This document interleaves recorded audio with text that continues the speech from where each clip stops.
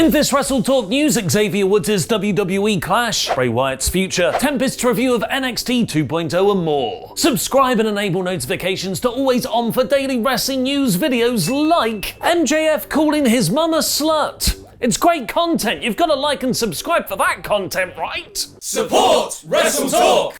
Parents can be embarrassing, I get it. One time my mum got me up on stage at a pantomime show when I was a kid by saying it was my birthday, even though it wasn't my birthday. And I had a panic attack in front of the audience because I had just lied to Buttons. So imagine my best friend MJF's embarrassment when his mum and dad showed up on AEW Rampage holding a sign that read, "We're MJF's parents, and we think he sucks too," with his dad also wearing an "I hate MJF" t-shirt. Well, imagine no longer, because MJF has done an interview with Fight's Josh Chernoff. So here's the thing about my mom. She's a dumb, disgusting slut. And everything she says is pretty much complete horse. My father is an old, irrelevant, worthless piece of shit. And that's me putting it gently. I do not associate with them. They are clearly very money hungry and fame hungry. And it doesn't shock me at all that they were willing to take you, a very, very dumb, very ugly interviewer, and convince you into, showing them to the world so they'd be able to have all these people look at them. But MJF's relationship with his parents is still probably much healthier than WWE with their independent contractors. Their employees. Xavier Woods isn't just a multi-time tag team champion with the New Day and the 2021 King of the Ring winner. He's also the creator of arguably the most genuine fan-servicing content WWE still has under their umbrella. The Wrestlers Play Games YouTube channel, UpUpDownDown. In just over 6 years, Woods has grown the community to 2.3 million subscribers, bolstering the profiles of many underused WWE superstars in the process. But recently, the amount of videos uploaded to the channel has slowed, posting just 2 full-length videos in the last month. And now Fightful Select has revealed the reason why. According to their report, and contrary to popular belief, WWE has always owned the UpUpDownDown channel. It was a WWE project that Woods pitched and was greenlighted, rather than Woods starting the channel, growing it, and then selling it to WWE. At no point did Xavier own UpUpDownDown. But that hasn't stopped almost everyone behind the scenes thinking Xavier has a raw deal. Apparently Woods sees little to no additional money at all from UpUpDownDown, along with his hosting of video game show G4, as WWE considers it all part of the downside guarantee in his contract, which would be fine, if he wasn't an independent contractor. Because he's not seen an extra dime for growing the channel to well over 2 million subscribers, Woods has now decided to hold out from creating content until he gets a new deal. This shocked many people who worked with him on it, as they all presumed he had a really good contract in place already. As a result, practically everyone has sided with Woods in the dispute, even WWE's digital department, who agreed he should have been paid for growing the channel. Other members of the UpUpDownDown roster feel a sense of loyalty to Woods for helping push them on the channel, so they've also stopped making content in solidarity with him. They don't plan on posting new content until Woods gets a better deal. Somehow, in a company that might suspend you if you sneeze in front of the wrong guy, there is said to be no heat on Woods despite this situation, which can be seen in his current push, winning the King of the Ring tournament and entering a program with Roman Reigns. Virtually everyone Fightful spoke to within the company has taken Woods' side on the matter. What do you think of Xavier Woods' situation? Let me know in the comments down below, because I'll be replying to people for the first 30 minutes after this video goes live from out of nowhere. Before we get on with the rest of the episode, I'd just like to say a huge thank you to this episode's sponsor, Raid Shadow Legends, which you can download to your mobile phone or PC for free using my links below. Raid Shadow Legends is the greatest mobile game of all time, a dark fantasy RPG where you amass a team of champions to play through the campaign mode and save the world of Teleria. But it's not just the story mode, PvP, and this little cutie hound spawn right here you can have fun with. What is this? What is that you've brought me? You've eaten someone again.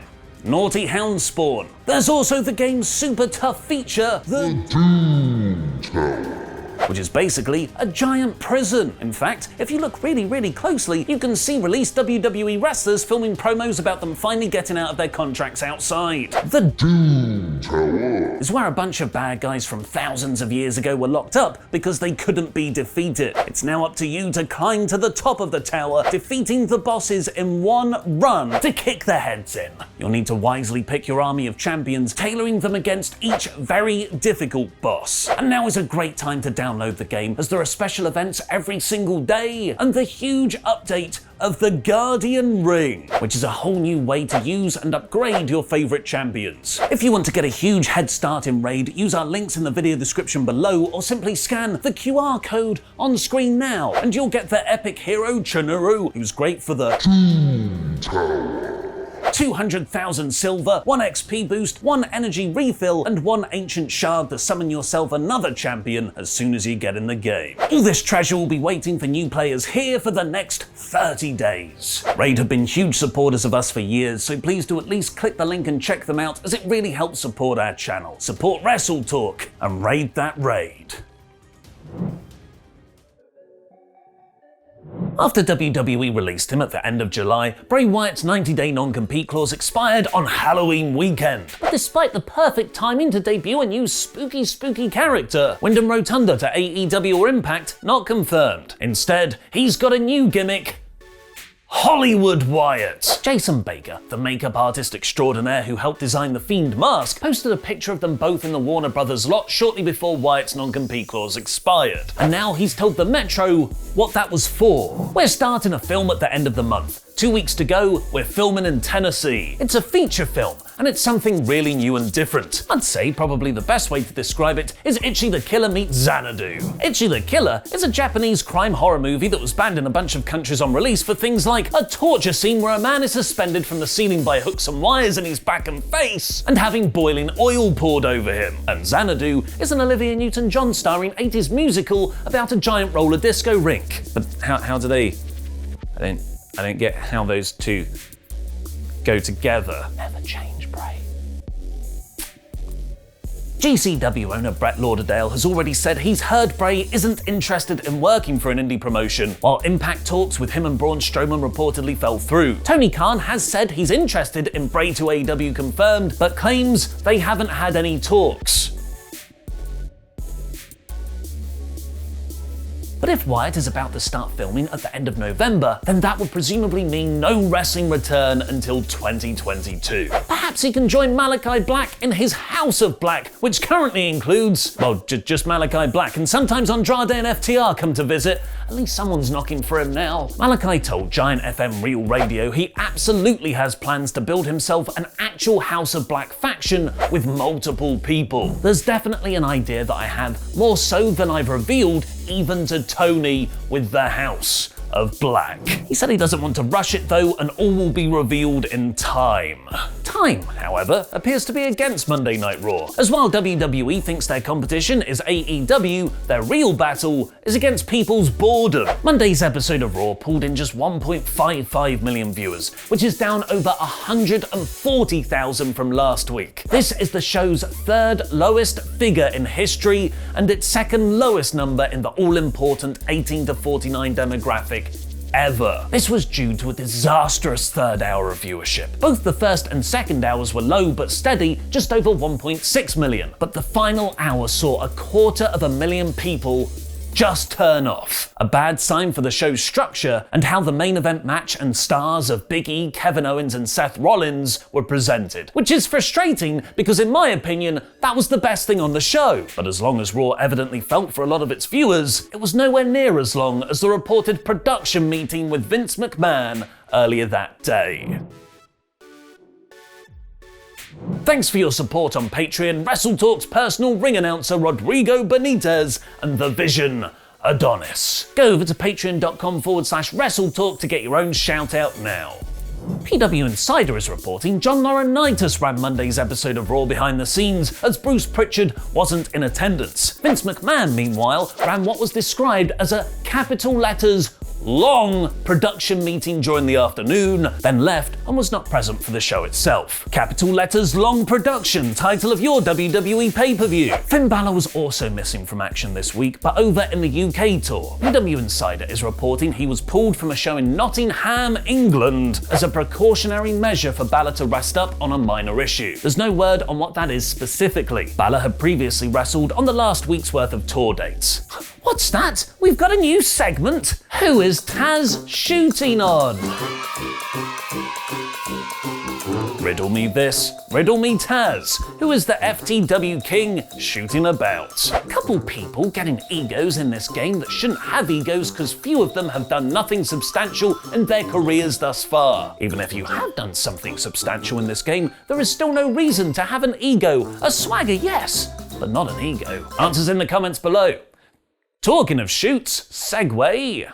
John Mox's autobiography, Mox, came out last week. Check out our 10 biggest takeaways list from it over on Parts Unknown that just went live, where one of the most fun stories was Mox's chapter on Kevin Dunn, WWE's longtime, widely hated executive producer. Brian Alvarez has revealed the story was a moment of catharsis for many other wrestlers who have had to deal with the Dunn. I'm trying to think if I've ever heard anybody defend Kevin Dunn, like anybody. I can't think of one person. He is as close as to universally disliked a person as I can even think of in this business. And when Moxley just razor-bladed this guy, boy did I hear people were so happy to read that chapter. Mox is being hailed as one of the best wrestling books ever written, but not to be outdone on the promo stakes, John's best mate, Eddie Kingston, has just posted a brutally honest article on the Players Tribune called Eddie Kingston Got No Business being here. In it, he talks about how disruptive and angry he was at school, how watching wrestling was the only thing that could calm him down, the early, dodgy days of tape trading, his journey into wrestling, the many crises of confidence he had along the way, and how he was just about to pack it all in,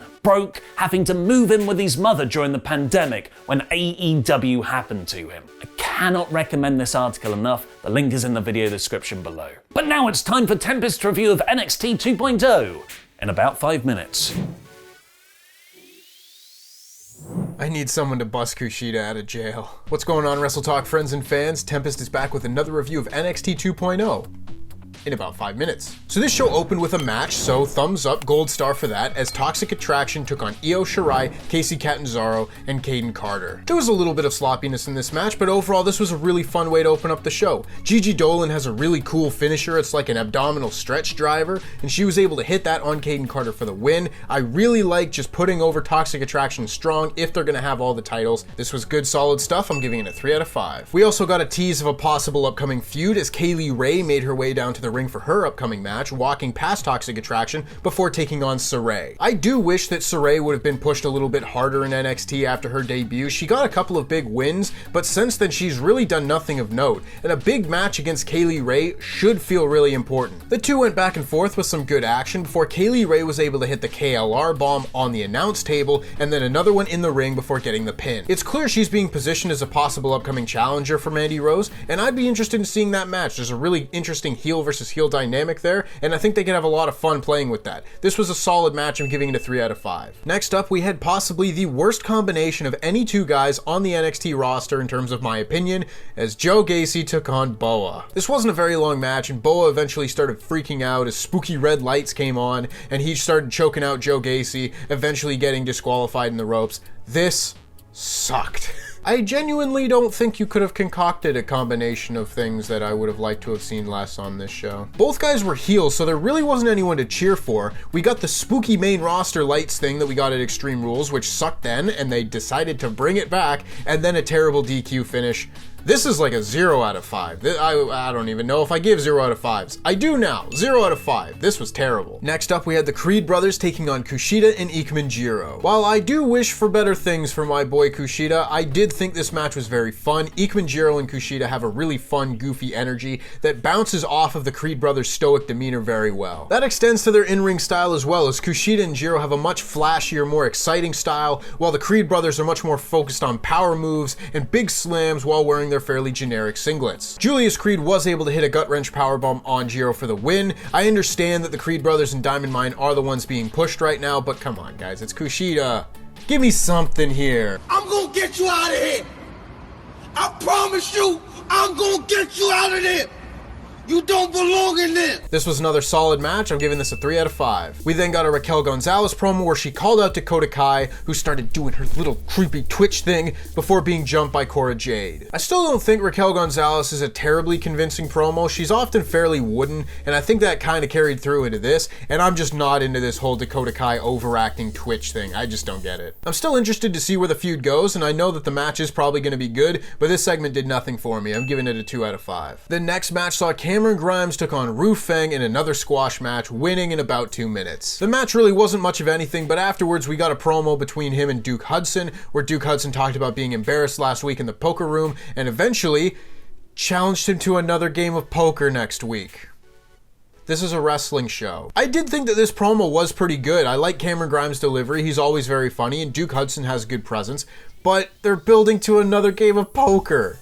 Why are they building to another game of poker? It was fine, I'm giving it a 2 out of 5. We then got a triple threat match between Solo Sikoa, LA Knight, and Grayson Waller. Interestingly enough, you don't very often see WWE book triple threat matches with nothing on the line. The story of this match was that LA Knight and Grayson Waller had to get on the same page in order to take out Solo Sikoa, but couldn't quite do it, with Sikoa hitting a big double powerbomb off the middle rope and eventually getting the win with a splash on Knight. I thought this match was really fun. I like everyone involved, and the right man won. Very simple, very good. This gets a 4 out of 5. The next match saw Elektra Lopez take on Erica Yan in another squash match. There were less squash matches on this show, and I do appreciate that. That increased the level of quality of this show dramatically, but the ones that were still here were still basically nothing. I'd even go so far as to say this one was less than nothing. This was a really sloppy match. It didn't seem like the two women were really on the same page much at all, and Elektra Lopez eventually got the win with her little powerbomb finish. However, after the match, Elektra Lopez called out Zion Quinn because,